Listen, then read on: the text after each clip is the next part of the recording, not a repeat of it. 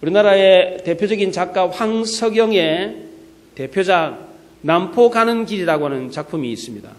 고등학교 국어책에도 실려있는 작품인데 여러 문학으로 알려진 여행을 하면서 스토리가 전개되는 그런 소설입니다.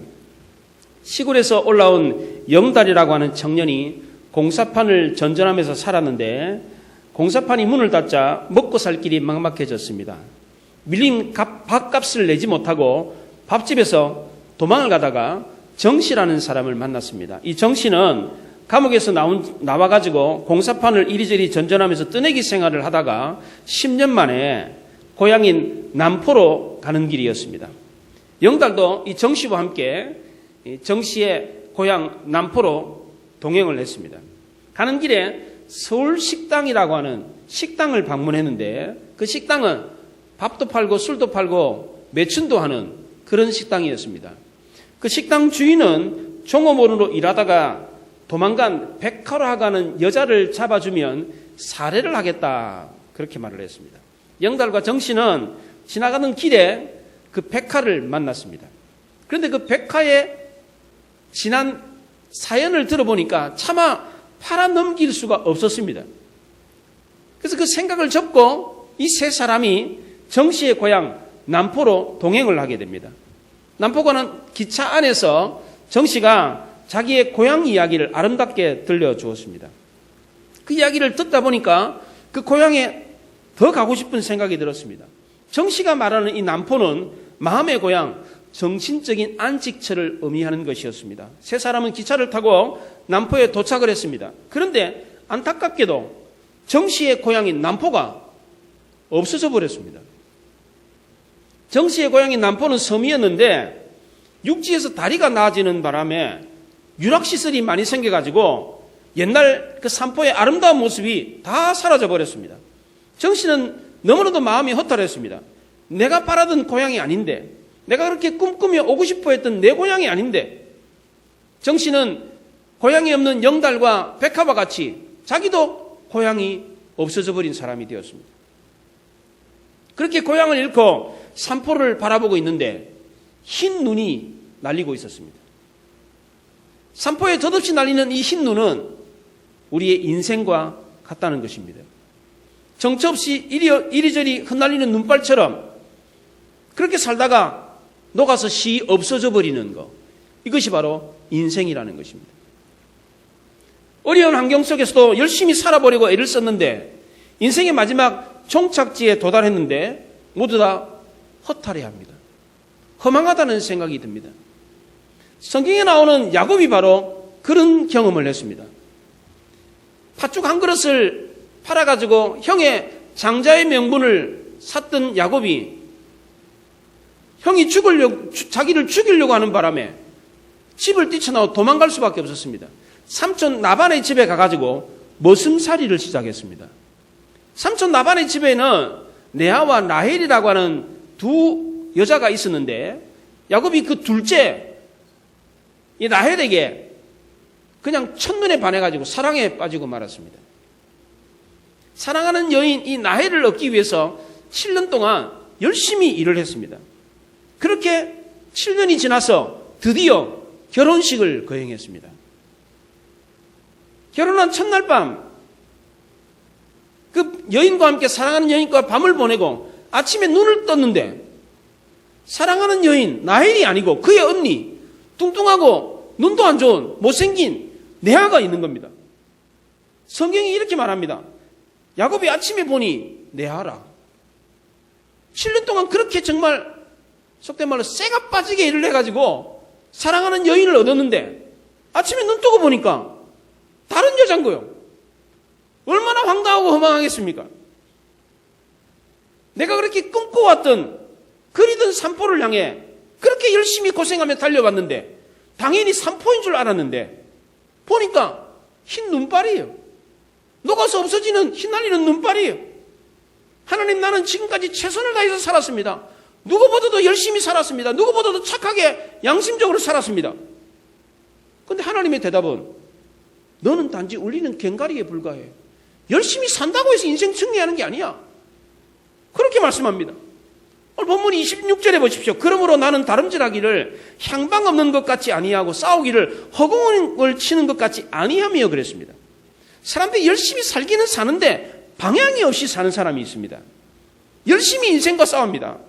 그런데 허공을 치면서 사는 사람이 있습니다. 목표를 이루기 위해서 열심히 살기는 사는데 마지막 가봤더니 그게 다 허공을 치는 것이었습니다. 예수 믿기 전에 사도 바울이 그랬습니다. 이 말을 하고 있는 당사자인 바울이 그렇게 살아서 지금 이 말을 하는 겁니다. 예수 믿기 전에 바울은 열심히 살면 꿈을 이룰 수 있다. 열심히 공부하고 열심히 연구하면 목표를 이룰 수 있다. 그렇게 생각했습니다. 바울은 예수 믿기 전에 인생의 목표를 알지 못했습니다. 지금까지 자기가 가고 있는 길이 당연히 잘된 길이라고 올바른 길이라고 생각했습니다. 아무것도 모르고 그냥 열심히만 살았습니다. 그랬더니 그를 보는 세상 사람들도 바울을 보고 야, 저 사람은 진짜 FM이다. 정말 성실하고 정말 열심히 산다. 올바른 가정에서 가정교육도 잘 받았고 최고의 학문을 공부한 최고의 엘리트다. 바울 자신도 자기를 그렇게 생각했습니다. 빌립보 3장에서 나는 8일 만에 할례를 받고 이스라엘 족속이요 베냐민 지파요 히브리인 중에 히브리인이요 율법으로는 바리새인이요 열심으로는 교회를 박해하고 율법의 어른은 흠이 없는 자라. 자기는 당시 젊은이들이 부러움의 대상이었습니다. 최고의 엘리트 코스를 밟았습니다. 가장 모범적인 젊은이였습니다. 학문의 최고봉에 도달했습니다. 하나님의 말씀에 있어서도 비추어 봐도 흠이 없는 사람이었습니다. 그런데 그 바울이 예수님을 만나고 난 뒤에는 그 고백이 달라집니다. 그러나 무엇이든지 내게 유익하는 것을 내가 그리스도를 위하여 다 해로 여길 뿐더러 또한 모든 것을 해로 여기면 내 주 그리스도 예수를 아는 지식이 고상하기 때문이라. 내가 그를 위하여 모든 것을 잃어버리고 배설물로 여기면 그리스도를 얻고 그 안에서 발견되려 함이니 내가 가진 의는 율법에서 난 것이 아니요 오직 그리스도를 믿음으로 말미암은 것이니 곧 믿음으로 하나님께로부터 난 의라 그랬습니다. 자기가 열심히 쫓았던 그 모든 것은 다 해로운 것이었다. 내가 최고라고 여겼던 학문조차도 배설물이다. 사람들이 과거에 나를 보고 야 정말 출세한 사람이다. 모범적인 사람이다. 그렇게 생각하고 부러워했고 나도 그런 줄 알았는데 예수님을 만나고 난 뒤에 보니까 그게 다 착각이었다는 겁니다. 이제 나는 그리스도 안에서 발견되기를 원한다. 그렇게 말했습니다. 바울은 진정한 인생의 목표를 발견하고 그리스도를 알고 난 뒤에 모든 것이 달라졌습니다. 지금까지 살았던 자기의 인생이 다 잘못됐다는 사실을 깨달았습니다. 그 이후로 바울은 자기가 가지고 있던 모든 열정과 재능과 소유와 학문을 방향을 바꾸었습니다. 자기를 위한 것이 아니라 하나님을 위한 것으로 바꾸었습니다. 바울이 이렇게 하나님의 비전과 목표를 발견하고 인생 전환, 인생의 터닝 포인트를 경험했던 때가 언제였습니까? 하나님의 말씀을 들었을 때입니다. 다메섹 도상에서 말 타고 가다가 꼬꾸러져 가지고 하나님의 말씀을 듣는 순간 인생의 전환을 경험했습니다. 하나님을 만나기 전에 사도 바울은 에스겔 37장에 나오는 마른 뼈와 같았습니다. 아무런 낙도 없고 희망도 없고 의미도 없는 뼈다귀에 불과했습니다. 그런 뼈들이 하나님의 말씀을 들었을 때 어떻게 됐습니까? 그 뼈다귀가 덩실덩실 춤을 춥니다. 흩어진 뼈들이 모여가지고 사람의 모양을 이룹니다. 흔들흔들 춤을 추며 움직이기 시작합니다. 이었고 힘줄이 생기고 살이 돋더니 사람이 되었습니다. 여호와의 큰 군대가 됐습니다. 큰 능력을 행하는 위대한 하나님의 사람들이 됐습니다. 그 이유가 무엇입니까? 그 마른 뼈가 에스겔 37장에 나오는 그 골짜기의 뼈가 어떻게 그 위대한 군대가 됐습니까? 뭐 때문입니까? 하나님의 말씀을 들었기 때문입니다. 하나님의 말씀을 듣고 진리를 발견하면 이처럼 인생에 놀라운 변화가 일어난다는 것입니다. 김춘수의 꽃이라고 하는 유명한 시가 있습니다. 내가 그의 이름을 불러주기 전에는 그는 다만 하나님의 몸짓에 지나지 않았다. 내가 그의 이름을 불러주었을 때 그는 나에게로 와서 꽃이 되었다. 하나님이 우리의 이름을 불러주었을 때 우리는 꽃이 되고 인생 존재의 목적과 가치를 알게 되는 것입니다. 아무것도 아닌 내가 아름다운 꽃이 됩니다. 내가 나를 봐도 한심스럽게 그지없습니다. 그런데 하나님이 내 이름을 불러주면 전혀 다른 내가 된다는 것입니다. 누가복음 19장에 예수님이 삭개오의 이름을 불렀을 때 삭개오가 어떻게 됐습니까? 전혀 다른 사람이 되었습니다.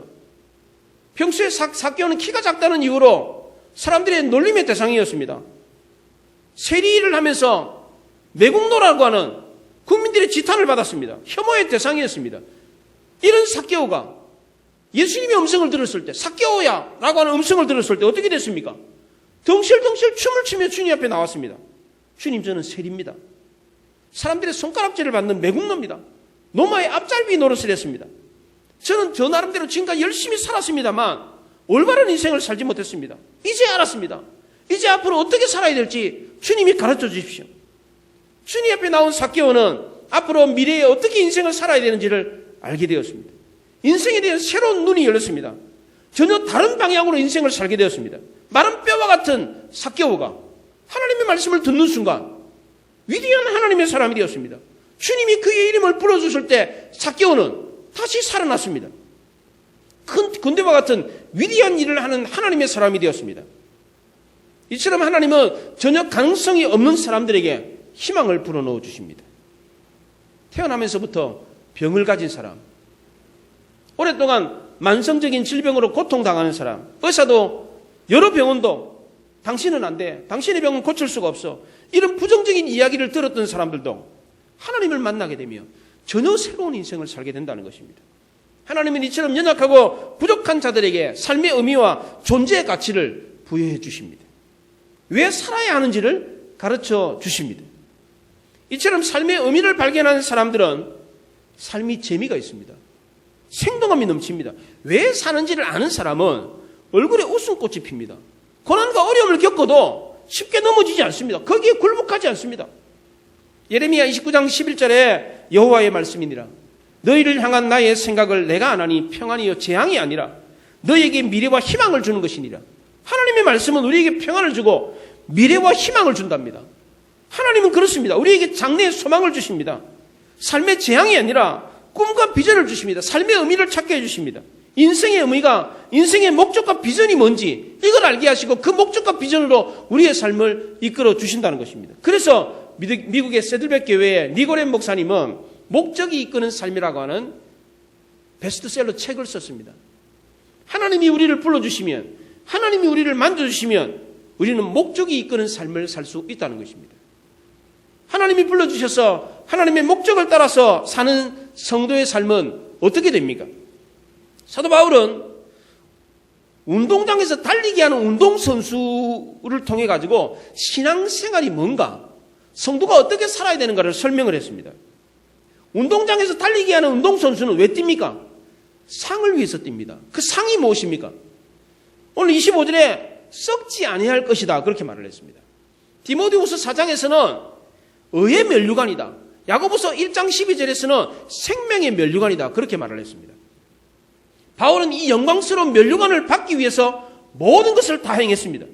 그럼에도 불구하고 사도 바울은 아주 겸손하게 그 면류관을 받았다라고 표현을 합니다. 23절에 보면 내가 복음을 위하여 모든 것을 행함은 복음에 참여하고자 합니다 그렇게 말을 했습니다. 여기 복음에 참여한다라는 말은 그냥 헬라어 성경을 그대로 직역한 겁니다. 복음에 참여한다. 이게 무슨 말입니까 이게? 복음에 참여한다. 이게 뭔가? 이해가 잘 안 돼요. 그래서 이게 영어 성경에는 이걸 의역을 해놨어요.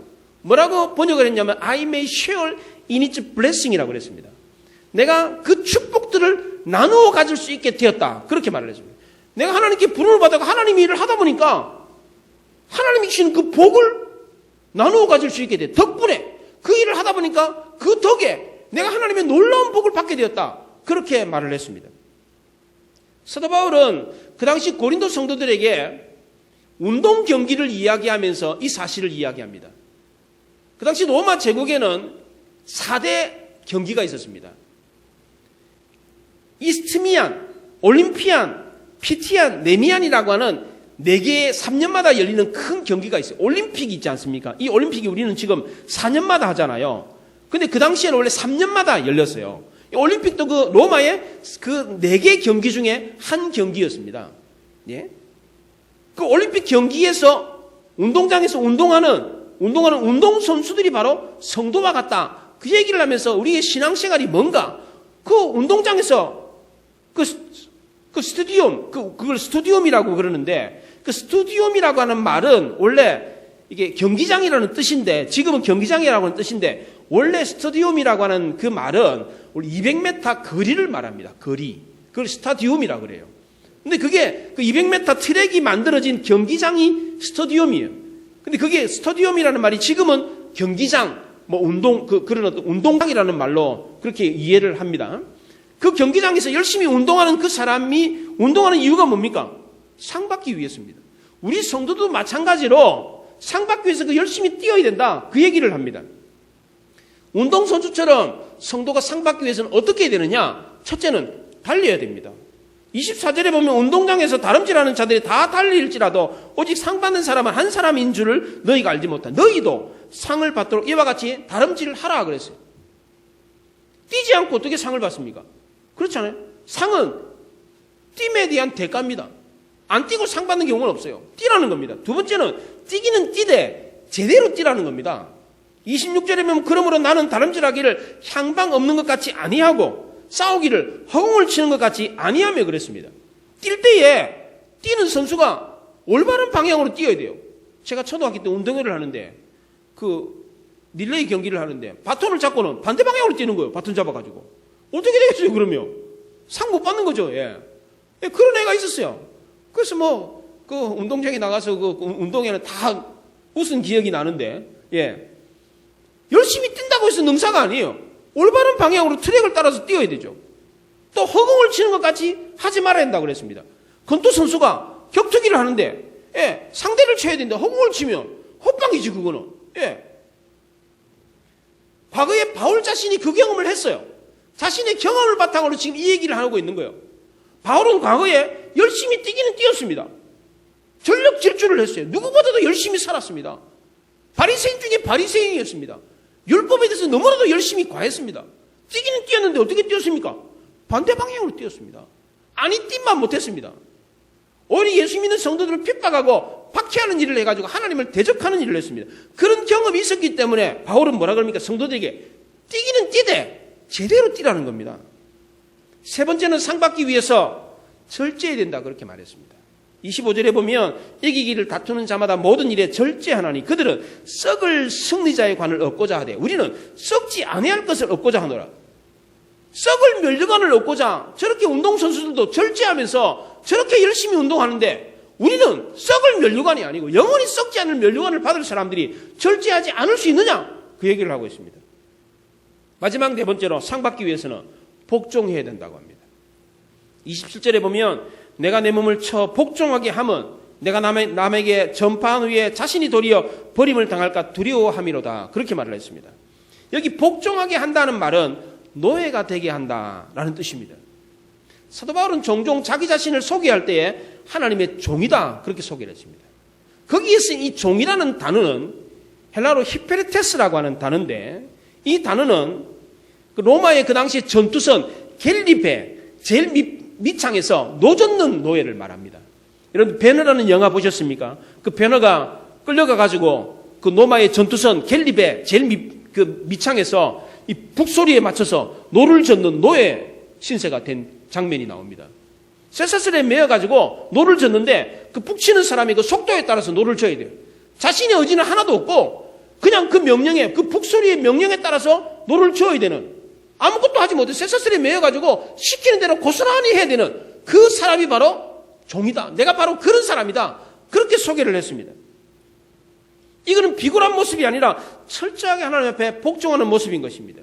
하나님의 목적을 따라 하나님이신 사명을 감당하는 성도는 자기 의지는 내려놓고 하나님이 명령하신 대로 그대로 고스란히 따라야 되는 철저하게 복종하는 자세가 바로 종의 자세라는 것입니다. 바울은 자신의 몸을 쳐서 복종하기 위해서 어떻게 했습니까? 고린도서 15장에 단언하노니 나는 날마다 죽는다 그랬습니다. 자기를 죽였어요. 어떻게 죽였는지는 구체적으로 알 수 없지만 날마다 죽는다 그랬습니다. 사울은 다메섹 도상에서 예수님을 만나서 하나님의 사도가 돼서 하나님의 목적을 따라서 사명 감당할 때에 노예처럼 철저하게 자기의 몸을 쳐서 복종하면서 그렇게 그 사명을 감당했습니다. 이런 모습으로 부르심의 상을 받기 위해서 앞만 보고 달려갔습니다. 그가 고백하기를 빌립보서 3장 14절에서 표대를 향하여 그리스도 예수 안에 하나님이 위에서 부르시는 부르심의 상을 위하여 달려가노라 그랬습니다. 여기 달려간다라는 말은 맹수가 먹잇감을 보고 그것만 보고 쫓아간다 그런 뜻입니다. 딴 데 안 보고 앞뒤 뭐 전후좌우 가릴 것도 없고 그 먹잇감만 보고 그냥 오로지 그것만 보고 달려간다 그런 뜻입니다. 사도 바울이 이렇게 모든 것을 다 쏟아붓고 끝까지 달려갈 수 있었던 이유가 무엇입니까? 첫째는 분명한 목표가 있었기 때문입니다. 24절에 보면 너희도 상 받도록 이와 같이 다름질하라. 25절에 썩지 아니할 것을 얻고자 하노라 그렇게 말을 했습니다. 하나님이 위에서 부르시는 부르심의 상이 있었습니다. 썩지 아니할 영광스러운 상이 있었습니다. 그것이 인생의 목표였습니다. 두 번째로 바울이 상을 받기 위해서 달려갔던 것은 이 목표를 올바른 방향으로 인도하는 목적이 있었기 때문입니다. 26절에 그러므로 나는 다름질하기를 항방 없는 것 같이 아니하고 싸우기를 허공을 치는 것 같이 아니하며 그랬습니다.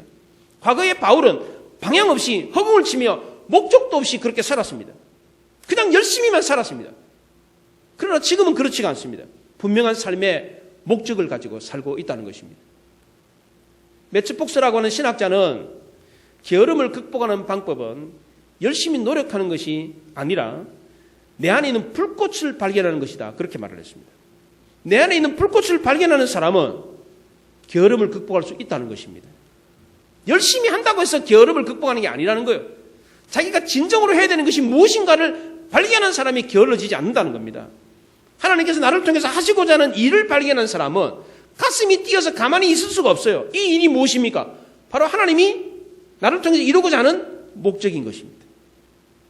이걸 아는 사람은 왠지 모르는 평강이 우리의 마음을 지배합니다.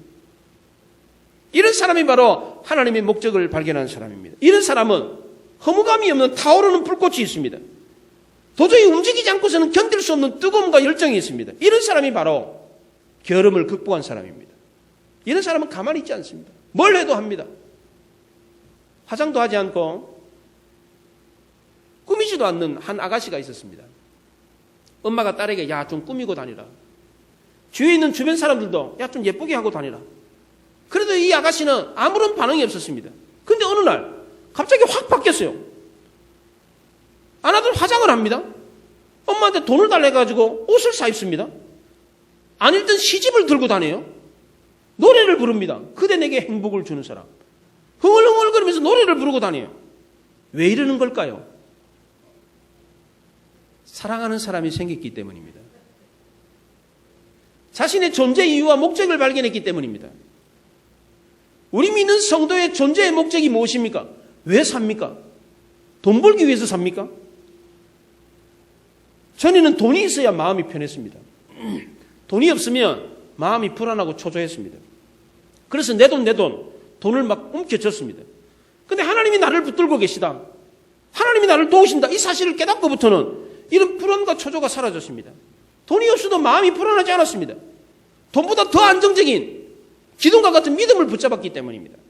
저는 돈이 전부라고 생각하고 이것만을 위해서 인생의 모든 것을 쏟아부었습니다. 그런데 이제는 이게 다가 아니라는 사실을 알았습니다. 전에는 물질을 위해서 내가 가진 모든 열정과 모든 것을 다 쏟아부었는데 이제는 내가 가진 재능과 능력이 그것만을 위해서라는 것이 아니라는 것을 알았습니다. 이것보다도 더 중요하고 더 가치 있는 일이 있다는 것을 알았습니다. 내가 가진 열정과 열심과 재능을 더 가치 있는 일에 쓸 수 있다는 사실을 발견한 것입니다. 전에는 내가 가진 모든 소유는 마른 막대기였습니다. 모세의 손에 붙잡힌 지팡이 막대기였습니다.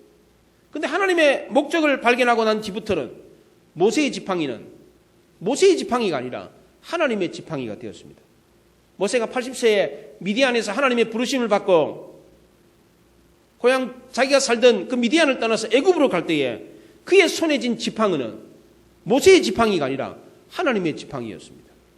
출애굽기 4장 20절에 모세가 그의 아내와 아들들을 나귀에 태우고 애굽으로 돌아가는데 모세가 하나님의 지팡이를 손에 잡았더라 그랬어요.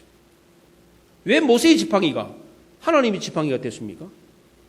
하나님이 모세를 불러서 모세를 하나님의 목적대로 살게 했기 때문입니다. 이제 모세는 자기를 위한 인생이 아니라 하나님을 위한 인생으로 살게 되었기 때문입니다. 모세의 지팡이는 전에는 양치기 도구였습니다. 높은 산에 올라갈 때 짚고 올라가는 나무 막대기였습니다. 그런데 하나님의 사명을 부여받고 하나님의 목적을 깨달아서 그 길을 갈 때 모세의 손의 지팡이는 하나님의 지팡이가 됐어요. 기적의 도구가 되었습니다. 지팡이를 던졌더니 뱀이 됐습니다. 지팡이를 가지고 바다를 가리켰더니 바다가 갈라졌습니다. 반석을 치니까 물이 나왔습니다. 그 지팡이를 번쩍 들었더니 전쟁에 이기는 놀라운 역사가 나타났습니다. 왜 이런 놀라운 기적이 일어난 겁니까?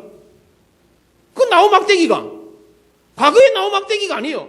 전혀 다른 막대기가 되었습니다. 왜 그렇습니까? 하나님의 사명을 감당하는 도구로 쓰임을 받았기 때문입니다. 우리 역시도 마찬가지입니다.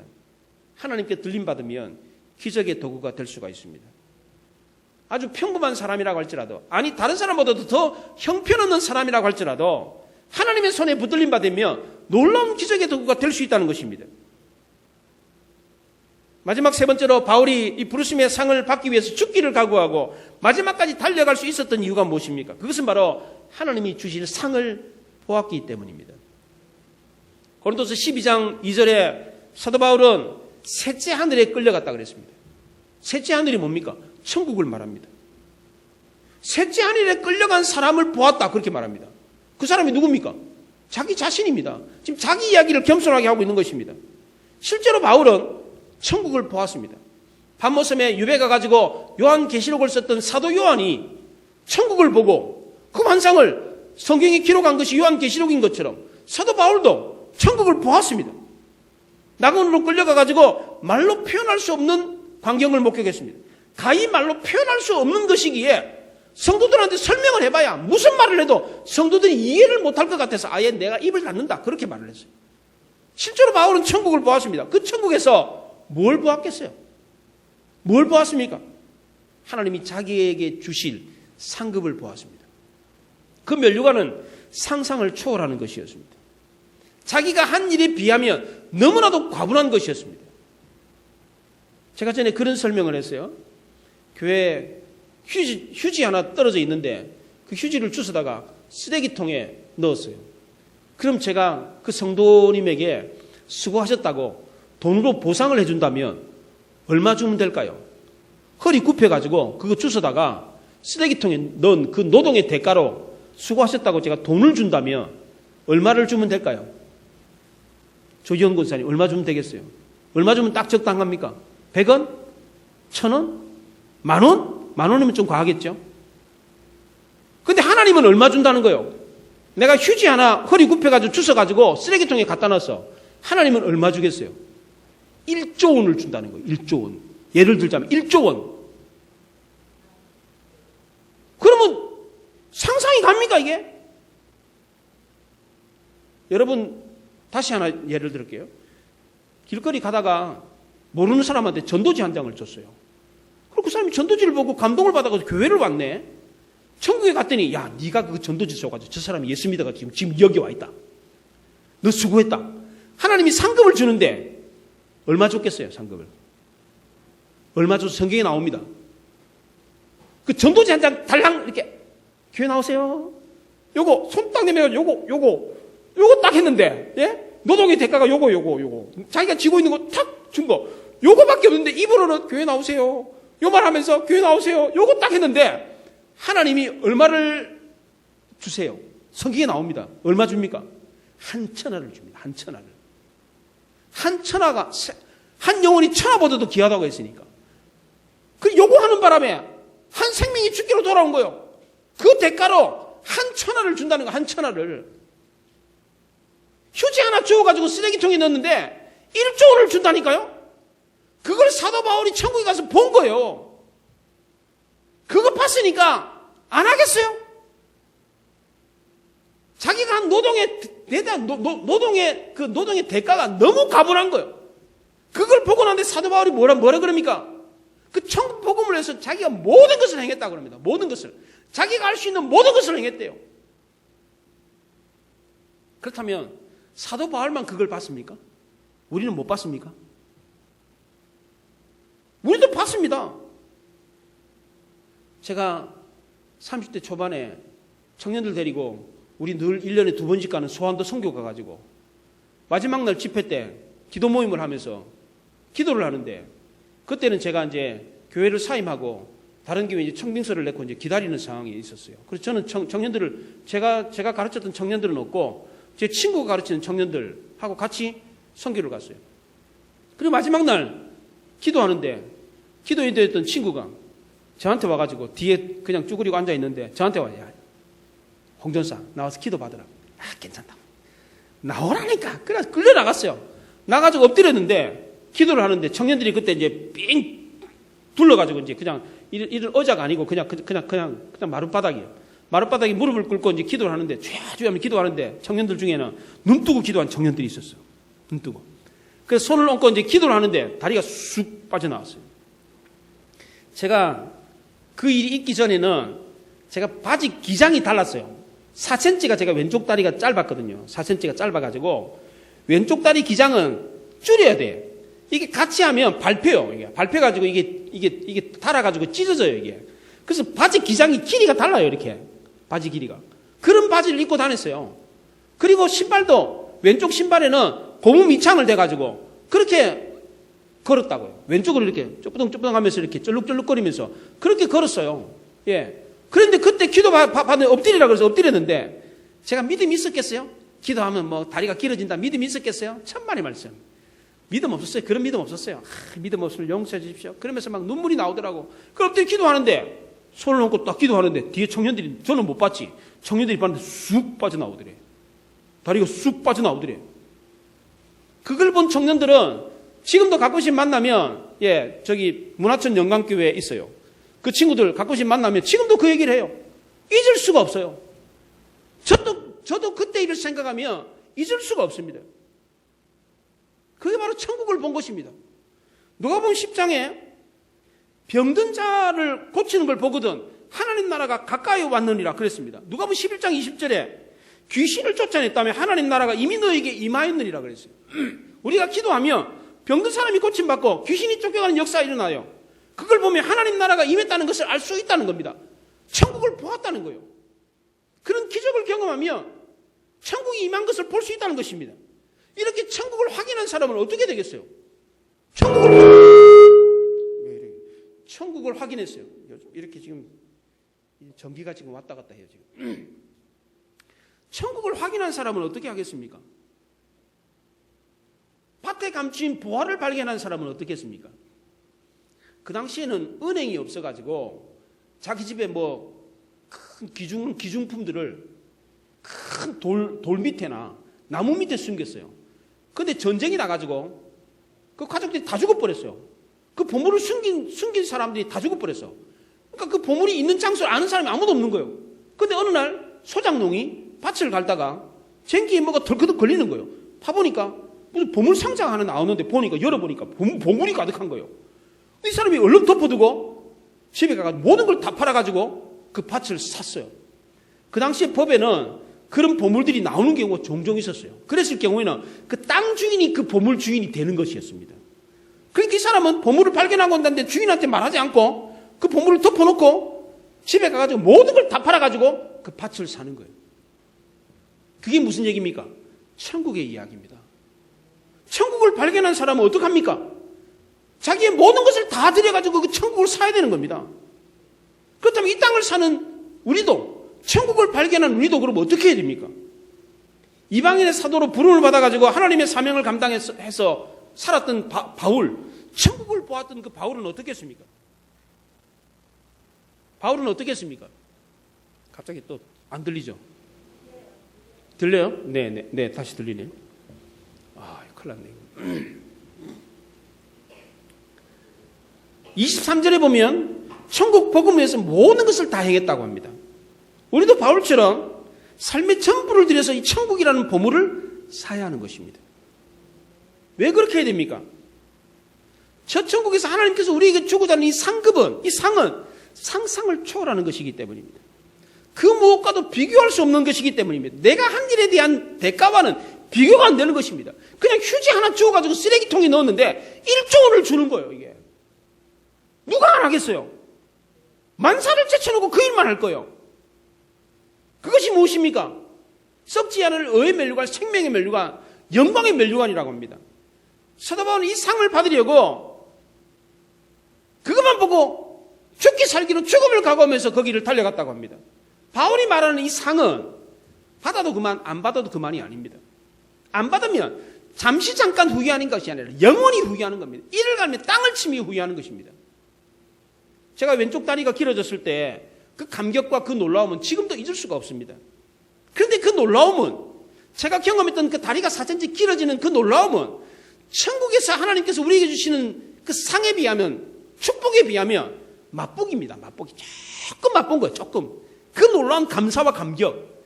그건 진짜 조그만 거예요. 진짜 맛배기예요. 맛배기. 예.